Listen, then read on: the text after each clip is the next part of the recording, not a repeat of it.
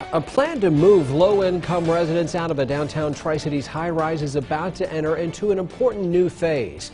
Just a few months after purchasing the 11-story John Sevier Center in downtown Johnson City, the Johnson City Development Authority in just a few months will begin the process of hiring a developer to build new housing for the 150 people who live in the historic building.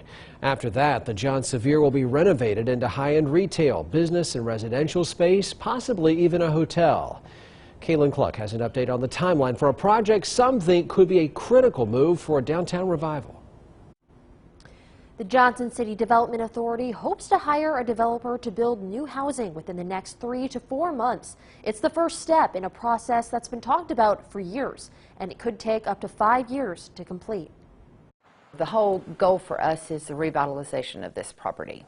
But revitalizing John Sevier means its 150 residents will need to be relocated to a new home, one that doesn't yet exist. So we would hope by 2022 that we would have new housing built and the residents relocated. JCDA announced the purchase of the building in September 2019. They're currently seeking a developer to build new housing according to HUD regulations. The new development aims to have green space and multiple smaller buildings over the current high-rise layout, but this requires land the city is still searching for. You really need to have 6 to 7 acres. Another concern with removing residents from central downtown, ensuring the elderly and disabled have transportation to access groceries and services. But we will also make sure that, like I said, it's on a bus line so that there would be a way to come downtown for if you had an appointment with one of the agencies here. Relocating residents is phase 1. At least 7 interested developers have already reached out to the JCDA for phase 2,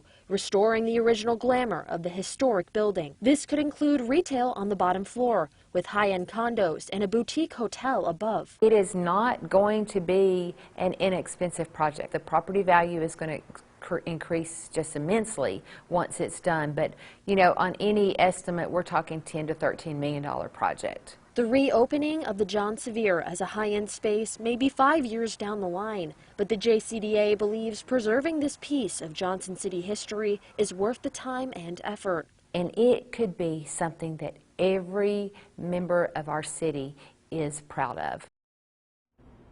Diana Cantler says the plan is to have a second contractor already at work on phase 2, restoring the building when the residents move out in 2 years. She thinks the restoration process could take at least 16 months, and any revenue the JCDA makes from owning the building in the next 2 years will help pay the loan they took out for it. Josh?